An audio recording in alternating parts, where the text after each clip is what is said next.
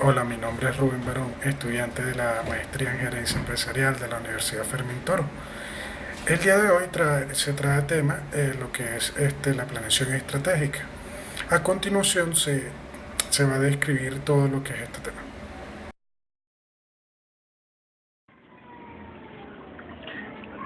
La planificación prospectiva y estrategia.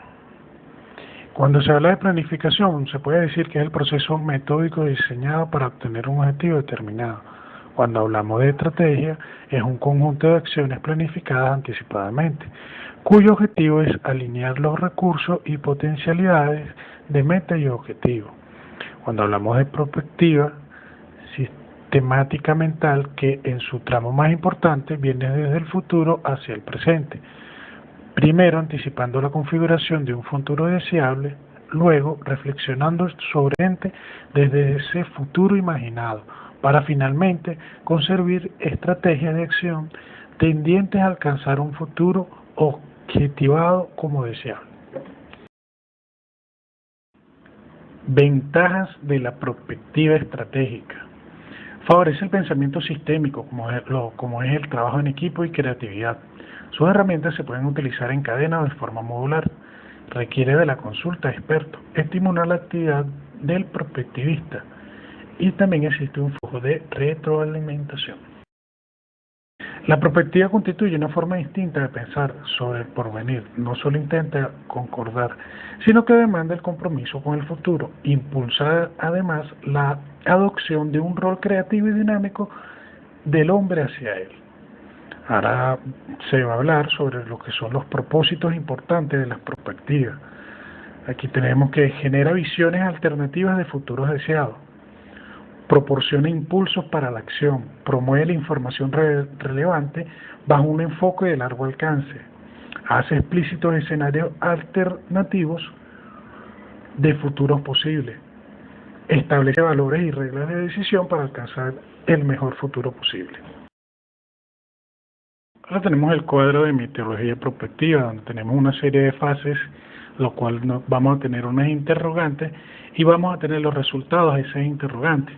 Cuando hablamos de normativa, las interrogantes que nos hacemos sería cuál es el futuro que deseamos y cómo puede ser nuestro futuro. Ahí como resultado vamos a obtener el futuro deseable y el futuro lógico.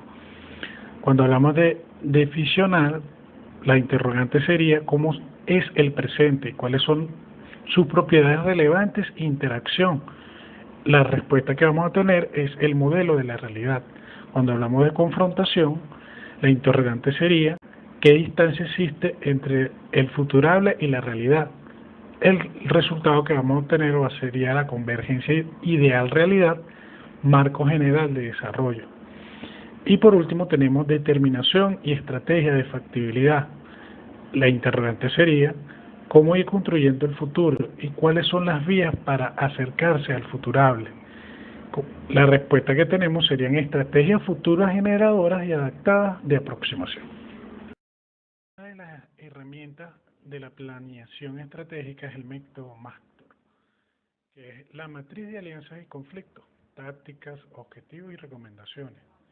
Propone un método de análisis del juego de los actores y algunas herramientas sencillas que permiten tener en cuenta la riqueza y la complejidad de la información que se debe tratar, facilitando al analista resultados intermedios que orientan sobre algunas vertientes del programa estudiado. El método MASTOR tiene 5 fases, entre las cuales tenemos la primera fase, identificar los actores que controlan o influyen sobre las variables claves del análisis estructural, es decir, listados de actores. En la segunda fase, identificar los objetivos estratégicos de los actores respecto a las variables clave, es decir, listados de objetivos. En la tercera fase tenemos evaluar las influencias directas entre los actores, lo que quiere decir la jerarquización de actores mediante un cuadro de influencia entre actores. En la fase 4 tenemos el conocer del posicionamiento de los actores respecto a los objetivos. Es decir, hay que describir la actitud actual de cada actor respecto a cada objetivo, opuesto, neutro, indiferente o favorable. En la fase 5 se debe conocer el grado de convergencia y divergencia entre los actores. Entre los límites que tiene el método Mator tenemos que no siempre se conoce la estrategia y el posicionamiento de los actores. También encontramos dificultades de representar el posicionamiento o juego de un actor cuando las informaciones son con frecuencia contradictorias. Otra de las herramientas de planeación estratégica es el método MISMA, que es el método más popular que aborda el análisis estructural. Permite sacar a la luz no solo las variables ocultas, sino las relaciones ocultas y proporcionar una medida de su influencia global sobre el comportamiento del proceso, develando las variables con una influencia aparentemente débil, influyen con una mayor intensidad que otras que inicialmente aparecían como las más significativas. La descripción del método es el análisis estructural que se realiza por un grupo de trabajo compuesto por actores y expertos con una experiencia demostrada. Por ello, no incluye la revisión de los consejeros externos. Entre las etapas del método Mix-Max tenemos como primera etapa el inventario de variables, la segunda etapa la descripción de las relaciones entre las variables y una tercera etapa que es la identificación de las variables clave.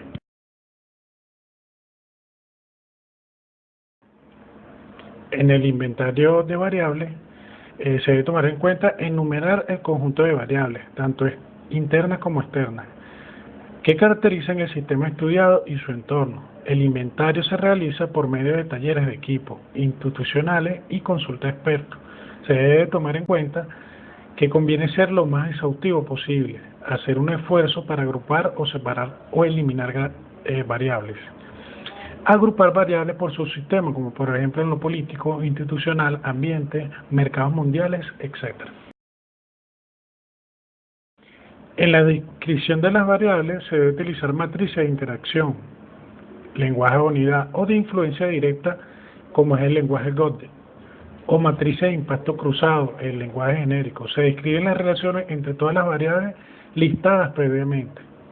La reflexión debe hacerse en esta etapa si la variable A tiene algún grado de influencia sobre la otra variable B. La influencia directa se califica según su grupo de intensidad en los 4 niveles, con una influencia potencial, es decir, puede ser nula, débil, media, fuerte, potencial.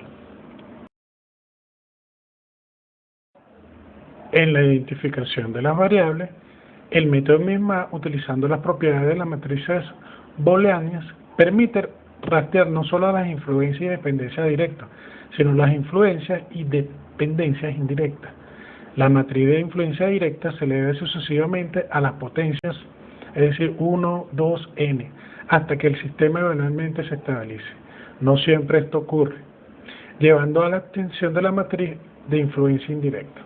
Tengo que concluir que la planificación estratégica es de vital importancia para todo lo que son las organizaciones. De ahí podemos ayudar a lo que es el cumplimiento de la misión, de la visión y de todo de la estructura de la organización. Bueno, fue un placer y hasta una próxima oportunidad. Muchísimas gracias.